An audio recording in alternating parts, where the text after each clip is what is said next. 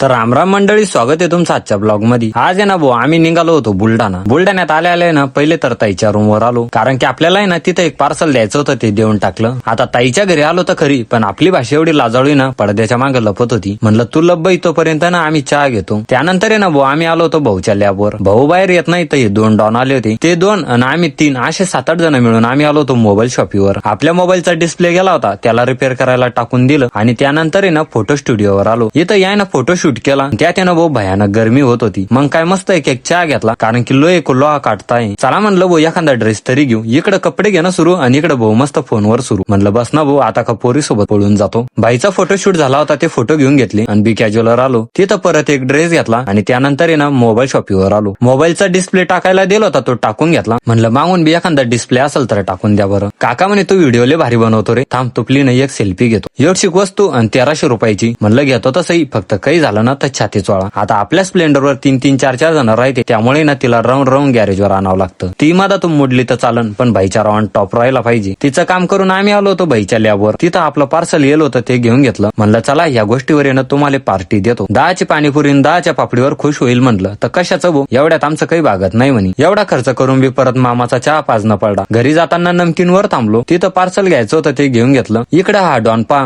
नेमकं कोणत्या पोझिशन मध्ये बसले समजायचं काम नाही। चला भाऊ आजच्यासाठी एवढंच, भेटू पुढच्या ब्लॉग मध्ये, तोपर्यंत तुम्ही घ्या फॉलो करून।